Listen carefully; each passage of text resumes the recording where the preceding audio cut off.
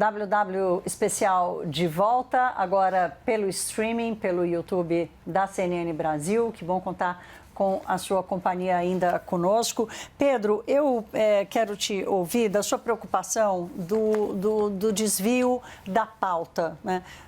O governo brasileiro tem dado demonstrações de que não vai largar essa briga tão fácil, né? Aquela história, dar um boi para não entrar na briga, uma boiada para não sair, porque tem questões políticas de fundo. A possibilidade da recuperação da popularidade do presidente, a gente já está vendo isso, por exemplo, no acompanhamento das redes sociais.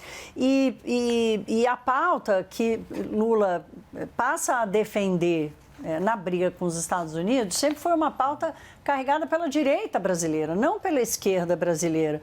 E aí queria te ouvir sobre essa transição de mãos da pauta, da agenda de Brasil. Como é que você acha que isso vai se dar aí nos próximos dias, diante desse impasse? Olha, eu acho que do ponto de vista político foi um presentão, né? O governo precisava de um adversário, de um inimigo para poder combater. Acho que, na verdade, qualquer governo precisa disso. A gente vê, no próprio Estados Unidos inventa inimigos, né? Começa a brigar com imigração ou déficits comerciais, essas coisas. O governo brasileiro tinha um inimigo no início do governo, que era a autonomia do Banco Central, o fantasma ali do presidente Campos Neto, indicado pelo seu antecessor, mas aí passou um tempo, o próprio presidente Lula pôde indicar o seu escolhido para o Banco Central, e aí o governo perdeu esse inimigo. Agora tem essa possibilidade de tratar desse adversário dos Estados Unidos, não só dos Estados Unidos, mas talvez de certos atores políticos que foram aos Estados Unidos sabotar o Brasil. Não sei bem o quanto a narrativa é verdadeira, mas é uma narrativa que existe. Em muitos países, a gente vê Dinamarca, México, Canadá, a briga com os Estados Unidos foi uma boa briga para os governantes de plantão.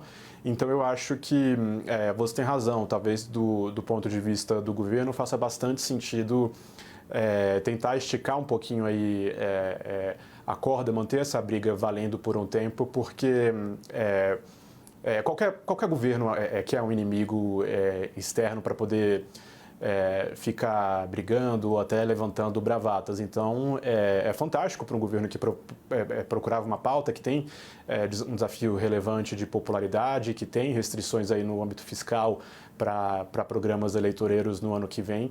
Então, eu acho que a situação das eleições de 2026, de novo, se for mantida essa taxação de 50%, que não é nenhuma certeza se vai ser, eu acho que a situação das eleições mudou bastante. Eu, se fosse marqueteiro ou trabalhasse na comunicação do governo, estaria bastante feliz, porque tem muito mato alto aí.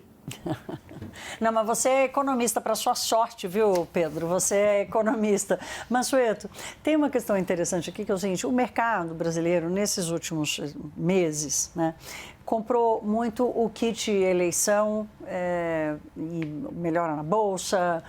O dólar estava se enfraquecendo lá fora, mas o real pegou uma carona mais forte nessa valorização, com o kit eleição em que Lula estaria fora do páreo, em que essa agenda da direita, que é a agenda liberal, que é a agenda pró-mercado, ela já estaria quase que com uma trajetória definida. Lula ganhando popularidade, Lula virando esse herói brasileiro da soberania, da defesa do país e dos valores republicanos, e óbvio, se opondo aos Bolsonaro, se opondo a essa maluquice do Trump achar que vai determinar o que a justiça brasileira vai decidir. Mas a tendência é que o mercado passe a piorar, esperando que o Lula se fortaleça. Como é que você está vendo hoje esse trade da eleição? Então, eu acho que essa visão é exagerada, tá? Porque o que aconteceu, que melhorou bastante o preço dos ativos no Brasil, a gente teve um crescimento muito forte da Bolsa, de mais de 14%, a gente teve uma valorização do real de mais de 12%, e a gente teve um recuo da curva de juros, dos juros para 3, 5, 10 anos, hoje em relação ao início do ano. Mas por que o Brasil melhorou?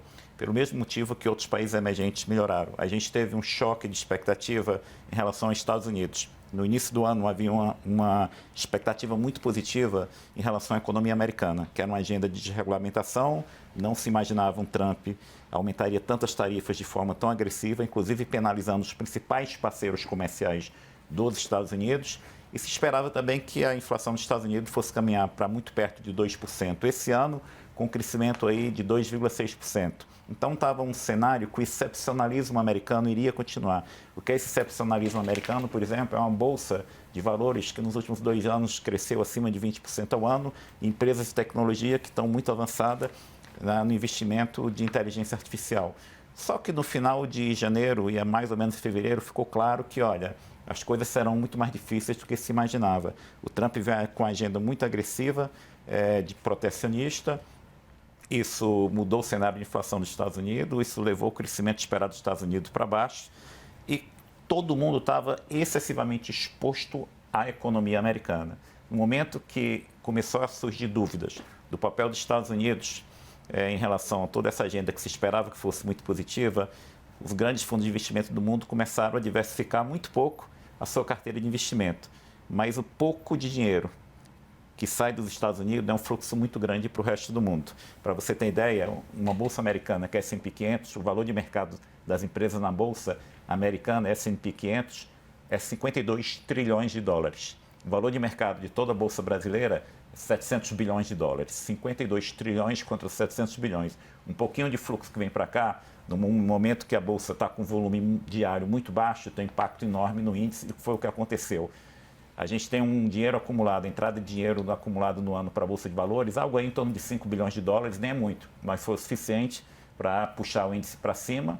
E, além disso, o cenário de inflação que melhorou um pouco mais, em parte em decorrência do câmbio, e a moeda da Colômbia melhorou, a moeda do Chile melhorou, a moeda brasileira melhorou. Então, foi um fenômeno mundial. A Bolsa chilena, a Bolsa colombiana, a Bolsa do México, a Austrália, Brasil, todo mundo se beneficiou. E esse movimento se mantém independentemente de uma visão de que Lula isso não está ligado à eleição, isso está ligado ao que a gente chama rotação de carteira. Então, o que predominou na melhoria dos ativos domésticos esse ano foi esse movimento de rotação de carteira que aconteceu em todos os países emergentes. A questão de eleição é outra coisa. Eu acho que o mercado, alguns devem ter preferência de um ou outro candidato, mas o importante para o Brasil é quem quer que seja o presidente da República a partir de 27, seja o atual presidente Lula ou um outro, a gente tem uma agenda que qualquer um vai ter que abraçar essa agenda. Por exemplo, de equilíbrio fiscal. A gente vai precisar de um plano fiscal consistente que nos leve a, pelo menos, enxergar em qual momento a dívida pública do Brasil vai parar de crescer e entra numa trajetória de queda. Então, tem uma agenda que é comum, independentemente de quem seja eleito, e todos nós teremos que trabalhar para essa agenda. O cenário é muito simples. Se vem um governo, qualquer que seja o governo, e não tem essa agenda fiscal muito clara, não se percebe que há, de fato, uma boa vontade do governo com a formação da base política pró-reformas, pró-equilíbrio fiscal, vai piorar. Esse juro que está tão alto vai ficar alto e as empresas brasileiras não estão preparadas para mais de 2 anos de juros altos. As empresas grandes estão preparadas para 2 anos de juros altos.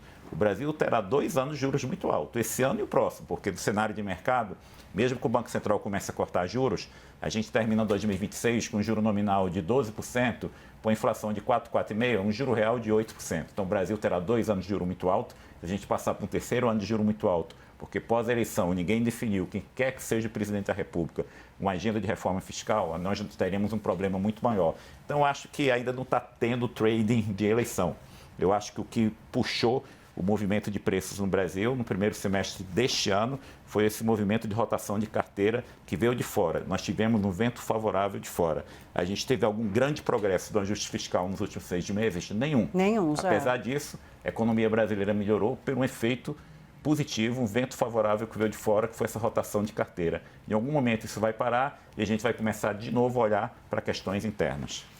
Estou fazendo aqui, Marcos, a analogia do balão, que é aquela vela grande que infla na frente do veleiro, né? E empurra o veleiro para frente. Acho que é mais ou menos essa a imagem aqui do que disse o Mansueto. Agora, quando a crise política assume o leme no Brasil, nós já vimos isso acontecer outras vezes, né? O vento pode até continuar bom, mas a direção ela não necessariamente se mantém. Então, eu queria te ouvir um pouco do ponto de vista dessa movimentação política, né?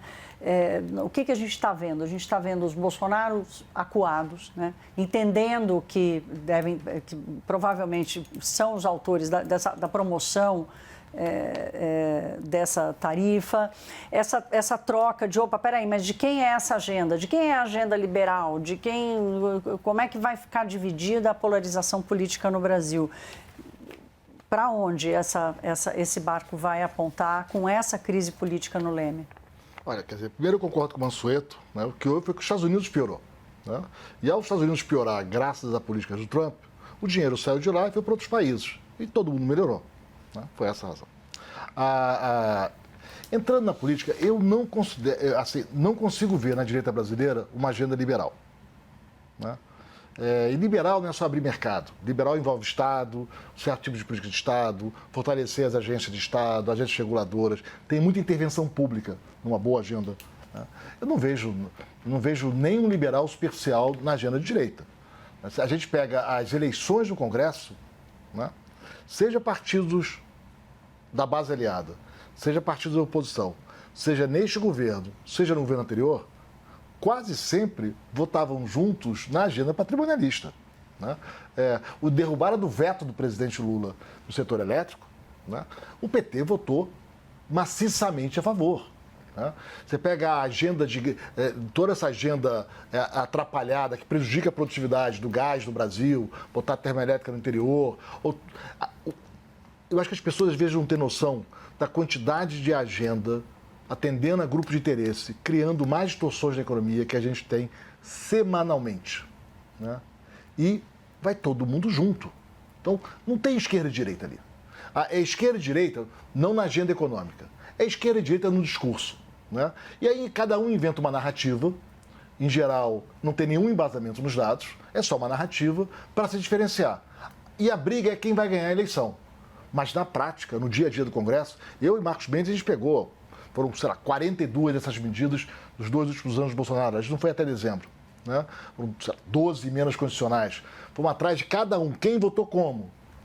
Com 1 ou 2 exceções, está todo mundo junto. Mas o fortalecimento do Lula agora, diante dessa briga, o quanto essa mudança da postura política dele influencia na construção de uma agenda ou na percepção do eleitor, por exemplo, inclusive fazendo confusão com o discurso entre nós e eles, ricos e pobres? Não, olha só, eu acho que aí tem 2 coisas. Eu acho que tem a discussão na narrativa, eu vou entrar nela em 1 minuto. Né? Então é o seguinte, o que a gente chama de esquerda e direita no Brasil, a retórica é diferente, a militância é diferente. Na economia, são igualmente patrimonialistas. É o Brasil velho, é o Brasil que não quer crescer. É o Brasil que quer dar mesada para um empresário, para um grupo de apoio, quer dar isenção para taxista, para igreja, para clube de futebol, ou crédito subsidiado do BNDES, e aí inventa tudo. Aí tem um segundo problema, Thaís. É porque na crise fiscal, não é só o social versus o fiscal. Você teve toda uma agenda de inventar maneira de atender seus grupos de apoio. E não foi só o legislativo também, o judiciário também. Eu, Marcos Mendes e mais 2 coautores, a gente coletou quanto que da despesa primária e da receita, perda de receita, vem de decisões judiciais. Deu um número inacreditável, 2,5% do PIB. Quase 10% da despesa primária são decisões judiciais. Não estou falando de penduricário, que é um problema até moral. Né? E você pega o executivo, igual. Então, o executivo fica com um discurso que é fazer ajuste fiscal, né? E fica inventando uma série de medidas que a gente chama na economia de parafiscais, que ao invés de transitar pelo orçamento, faz um truque, pega um fundo, aí esse fundo tinha que devolver o dinheiro, não, vou mudar a lei do fundo para que ele possa gastar o que eu quero, e o executivo está gastando. E aí uma parte da crise política que veio, porque o Congresso votou com o governo que ele quis, durante boa parte. Porque de repente fala assim, a culpa é do Congresso. Mas peraí, você faz a mesma coisa. O reclama da emenda parlamentar, mas a emenda do Planalto, que muita gente chama, o discricionário, tem o mesmo grau de arbitrariedade, muitas vezes. Né? E fica um jogando a culpa no outro, para assim, mas peraí, é você que está fazendo. E aí o governo ainda faz um discurso enganoso. Né? Vou pegar o último exemplo do IOF. Aquilo é um imposto que vai ser pago pelas empresas, pequenas e médias. As grandes empresas têm acesso a mercado de capitais. O custo dessa medida não é o banco. Quem fala que é banco, ou não sabe o que é economia, ou está criando uma história da carochinha. Né? Não é o banco que vai pagar. Quem vai pagar aquilo são as pequenas e médias empresas. Isso gera mau humor. Então, o discurso torto, né? Isso gera mau humor na política muito grande. Vamos ver como é que vai ser a resolução desse conflito em particular. Agora, o governo criou uma armadilha, porque todo ano ele vai ter que aumentar a receita para tapar o buraco, porque ele não quer enfrentar o problema. E aí, no ano seguinte, pelas regras que o próprio governo voltou a recriar, que ele recriou, a despesa tem que aumentar. Aí você tem que correr de novo atrás de tributos. Mas aí a agenda do Pedro dançou. Porque num país que você sabe que todo ano você vai ter que ficar inventando truque para aumentar a arrecadação, né? Como é que você vai investir? Eu não consigo montar um plano de negócios, além do mais para investimentos de longo prazo. Isso prejudica o crescimento econômico a longo prazo. Pedro, você fica com a palavra final desse último bloco da gente, também partindo da questão política, do fortalecimento do Lula. A gente, até 3, 4 dias atrás, né, a gente estava lidando com crise do IOF, com crise entre os poderes, o governo indo ao STF o tempo inteiro, que, aliás, o STF que também acabou entrando na briga com Donald Trump, mas você em Brasília, trabalhando no Legislativo, queria um pouco o teu olhar de como é que você enxerga a política brasileira se aproveitando desse momento para fazer ou não agendas, tocar ou não agendas para frente. Olha, eu acho que isso sempre depende muito da liderança do Poder Executivo, né? A gente tem agora alguma discussão sobre reforma administrativa liderada pelo Parlamento, a pedido ali do presidente Hugo Mota, com a liderança do deputado Pedro Paulo, mas a gente não escapa de ter a liderança do governo nesses temas de reforma, e isso é particularmente difícil em um ano eleitoral. Já quando a gente olha para a direita, pegando um gancho do que o Marcos falou, eu acho que esse é um tema bem interessante, né? Porque não está claro quais são as ideias desse campo hoje no Brasil. A gente teve... tudo bem, a gente tinha algumas ideias no governo anterior, o governo do presidente Jair Bolsonaro, em que a gente tinha a figura do posto Ipiranga, do ministro Paulo Guedes, que, independentemente do juízo de valor que qualquer um tenha sobre ele, as suas ideias, era uma figura forte, né? Vamos lembrar que ele não era só ministro da Fazenda, ele era ministro da Fazenda, ministro do Planejamento, ministro da Gestão, que foi um ministério criado agora no novo governo, também ministro do Desenvolvimento, Indústria e Comércio Exterior, ministro da Pequena Empresa, ministro do Trabalho e ministro da Previdência. Ou seja, na atual administração existem 7 ministérios para o que era o Ministério da Economia. E como é que todo esse espaço seria ocupado se eventualmente não houvesse continuidade do atual governo? Então, isso não está claro. A gente tem algumas experiências legais, exitosas no âmbito dos governos estaduais, mas o que pensa a direita brasileira em termos de economia não é óbvio para mim, assim como também não era óbvio algumas das pautas do atual governo, a pauta de licenciamento ambiental em que houve algum grau de desregulamentação com apoio de parte do Ministério, certamente foi surpresa para parte do eleitorado. Então, eu acho que essa indefinição sobre o que pensam, o que vão pensar os grupos políticos nas eleições de 2026 é realmente algo que deveria nos angustiar, mas como o Marcos e o Mansueto falaram, tem muita experiência boa lá fora e tem muita experiência legal aqui dentro do Brasil, né? Que a gente tem um federalismo em que a gente centraliza muita coisa em Brasília, mas se a gente quiser copiar o que bons governadores e bons prefeitos têm feito, também a gente tem muita coisa aí para olhar. Olha, o tema do nosso programa hoje, qual deve ser a resposta às tarifas de Trump? Óbvio que a gente não teria exatamente uma resposta para esse questionamento, mas o que fica claro depois dessa conversa é que os nossos problemas internos ainda são infinitamente maiores do que a briga. É grave, é politicamente grave, é internacionalmente grave, mas o Brasil continua com a sua agenda insistentemente se impondo, por mais que a gente queira fugir dela. Quero agradecer aqui aos 3 participantes de hoje, o Mansueto Almeida, economista-chefe do BTG Pactual. Mansueto, obrigada. Marcos Lisboa, foi secretário do Ministério da Fazenda, economista, consultor, dono da Gibraltar Consultora, né? Já me atrapalhei aqui. E o Pedro Fernando Neri, que é professor de economia do IDP, que é o Instituto Brasileiro de Ensino, Desenvolvimento e Pesquisa. Obrigada pela conversa e por nos lembrar que os nossos problemas ainda tão na frente do que qualquer briga com Donald Trump. Até uma próxima. E para você que ficou com a gente, aqui, te achei. Para você que ficou com a gente, até uma próxima.